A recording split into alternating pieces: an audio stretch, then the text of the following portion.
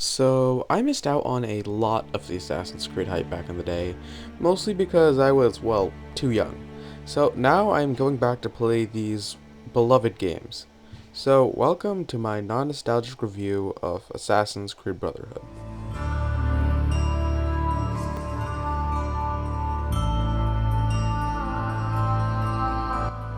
Straight off the bat, I want to come out and say that this game is leagues better than AC2. And I will get into all these reasons later, but for now I want to let you know that this game improves on almost all aspects that I criticized in my AC2 review. But let's start with the story. And in my opinion, it's actually really good. It's not much better than AC2's, but it's still a noticeable increase of quality. The quest design is similar enough. Tailing missions, chases, or brawls are all commonplace throughout the story. But one thing new to the game and series is full synchronization missions. These occur during every single one and might have you do something like killing the target with a hidden blade, finishing a race in a low amount of time, or anything else really. These do make the game a lot more replayable for those going for a full sync. But other than the completionists out there, there is no reason to do these other than because why the hell not? I found myself doing these as an extra challenge to make the game harder, something it desperately needed. But if this full synchronization was failed, it wasn't really a train smash. After all, finishing the missions did not grant any cash or materials to my knowledge. All it does is add to a percentage. And I am actually really glad that they remedied this in later games. And if you watched my AC2 review, you know a major complaint that I had was the lack of side quests. But in Brotherhood, there are many different side quests that you can do, all with their own story. Each main quest line starts via one of your factions. They all revolve around different things. Thieves have you killing members of a gang or beating a fellow assassin in a race. Mercenary Quests come in the form of assassination contracts. These are the missions I talked about earlier in AC2. These are good, but there was no story to them, so it's just go here, kill that mission. But there are also Leonardo's Machine side quests. These see you destroying Borgia machines made by Leonardo da Vinci. I'll only spoil this one, but they are super freaking awesome, and you're in for a real treat if you decide to play Brotherhood. Overall, the side content is really spectacular and a real step up from AC2's contracts. On the topic of story and progression, we need to talk about currency in this game. Destroying Borgia towers will rid a region of their influence and allow you to buy buildings and landmarks. These all increase the amount of money you can get every 20 minutes, and you can get a lot of money really fast. In around 20 minutes, you can get almost 17k when fully maxed out. This is more than enough for anything in this game, so I don't really see the point in giving this much money. I was supposed to bring this up in my AC2 video that it also has the same problem as Unity, or Unity has the same problem as AC2.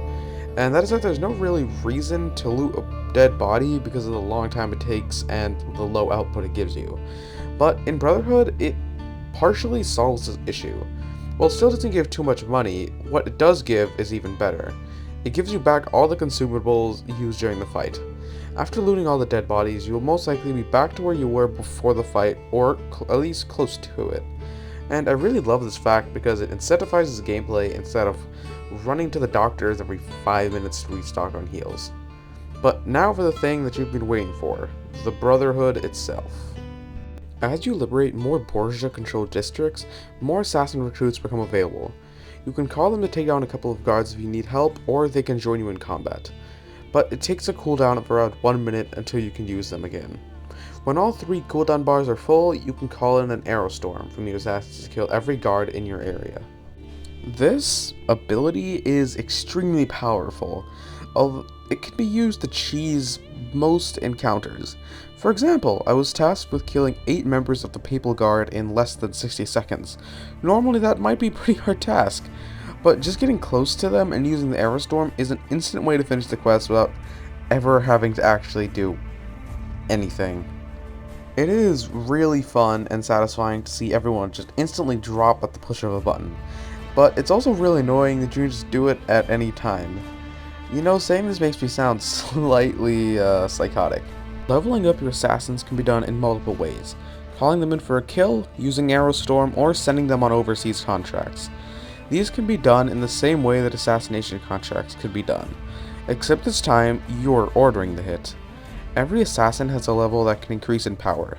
Sending them on a contract will reward them with XP to get on the next level and will get you some more money. Higher level assassins are better and more effective in combat, as well as having a higher chance of completing a mission alone. But some assassinations can't be done with just one person. You might need to assign multiple people for a high risk mission, or you can take the leap of faith and assign just one assassin to the job, but no promises that they'll make it back alive. And I won't spoil the cutscene, but when a recruit reaches max rank, they can be promoted to the rank of assassin, during which there is an initiation ceremony. But now for the thing you've all been waiting for, the combat. And my god is it so much better. The hidden blade isn't the ace up your sleeve anymore. Well, I mean, it still is up your sleeve, but you get what I mean. It isn't the only thing that you can use in combat, but it still one-shots all enemies, but a standard sword also one-shots most enemies as well. The parry timing is noticeably longer, thus making killing an enemy incredibly easy. It requires no skill, whatsoever.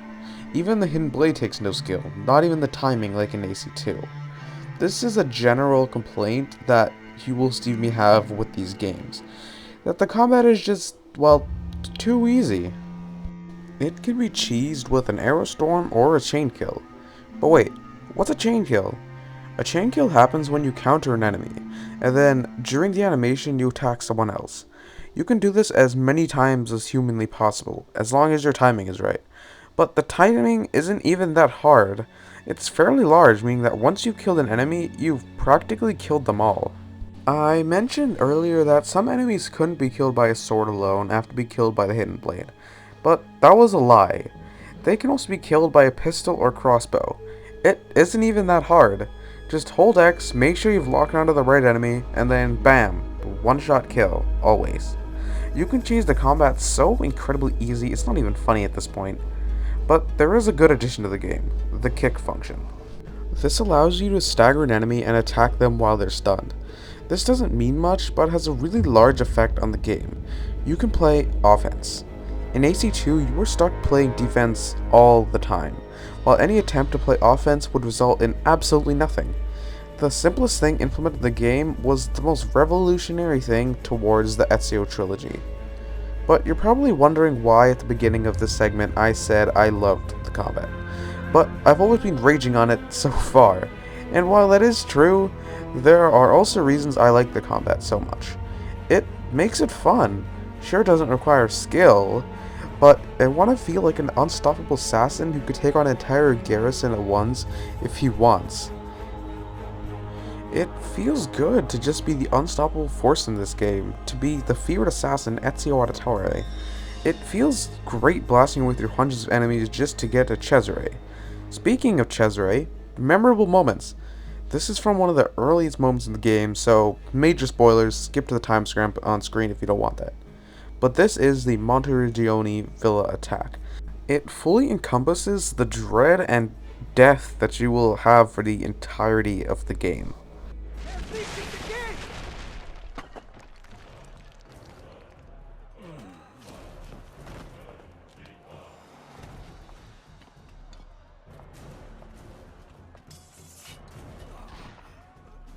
I know you're there, Ezio! The Pope told me about you and your little group of assassins. And this! Give me the gun his friend fashioned for us! We've had too much bloodshed. I think a cleansing is in order. So consider this an invitation from my family to yours.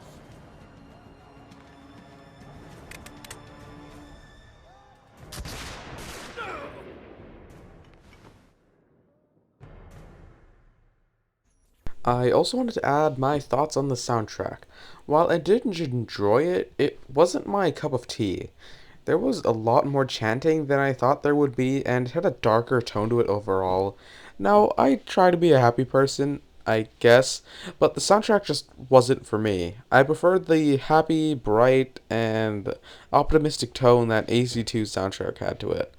Now, I know this is the most objective part of my review because, well, it's music. Everyone has a different taste. But anyway, thank you for all sticking it out till the end of the video. I am so sorry for the lack of gaming reviews lately. If you saw my last video, you know I was in New Mexico on a hike, and that was for 11 days, so I understandably couldn't really bring my Xbox with me. I will most likely make another video talking about my time in New Mexico if anyone's interested in that. I'm not sure when I'll make it, but I'm sure it'll happen at some point. But now for the gaming reviews. I know I said on my honor review that I will try to upload every 2 weeks, but now I'm just not too sure about that. I got a job, school started back up, and I've just been busier in general, so my schedule is all kinds of messed up. But to everyone who made it this far, either have a lovely day or I hope you had one. See ya.